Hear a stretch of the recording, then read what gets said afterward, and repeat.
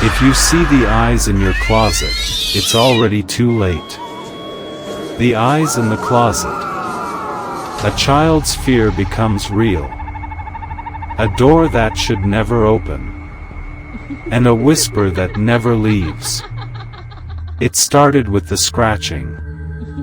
Every night around midnight, just as the world fell quiet, 8-year-old Josh Miller would hear it, faint at first, like tiny claws dragging across wood. He lay in bed, frozen, staring at the white double doors of his closet.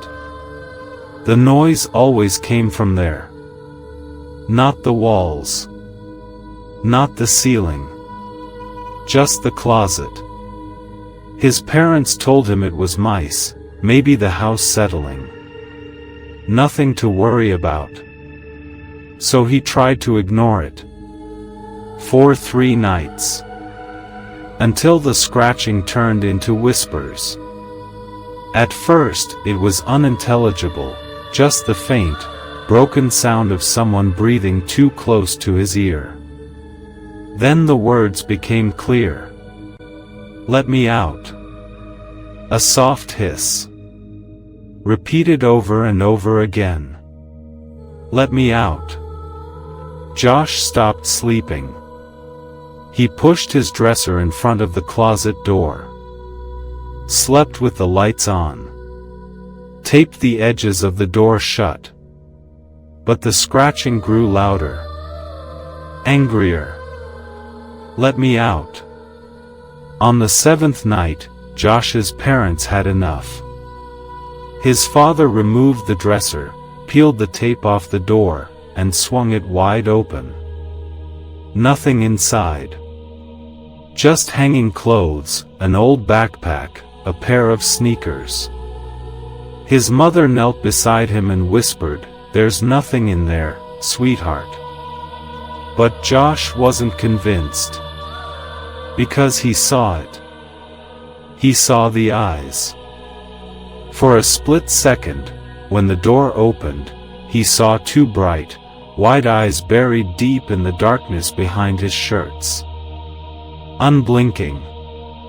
Alive. And watching. He screamed. His parents didn't.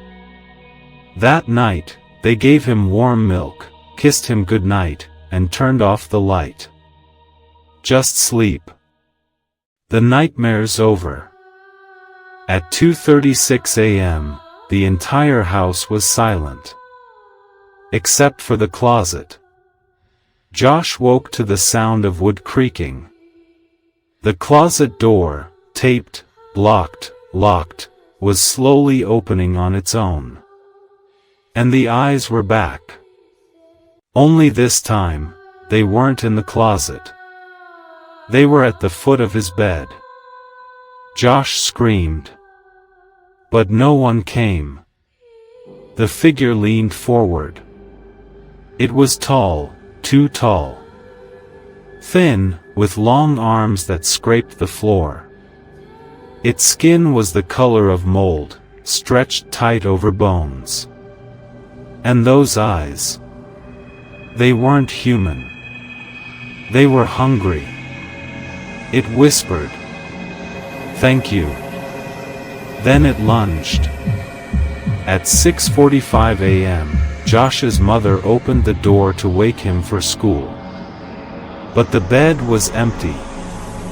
The window was still locked. The chair was back in front of the closet door, but it had been snapped in half. Like something had forced its way out. On the wall above the closet, a message had been carved into the paint. Ragged. Violent. Written in blood. "Now I'm free." Claw marks, deep, gouging trails, stretched from the closet to the center of the room, where they simply stopped. Josh was never seen again. Authorities searched for weeks. No leads. No fingerprints. Not even a footprint. The house was sold 2 years later. The new family didn't stay long. Their 6-year-old daughter refused to sleep in Josh's old room.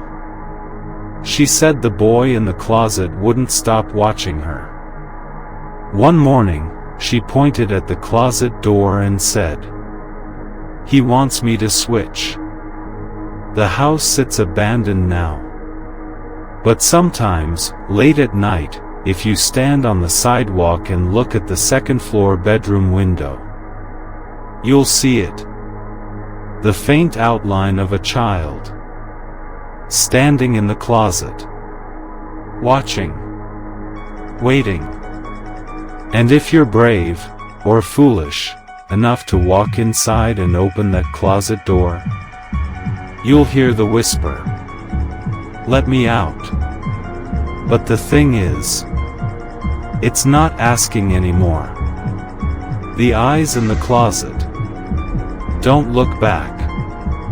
Don't open the door. Because once you see the eyes, they never stop watching."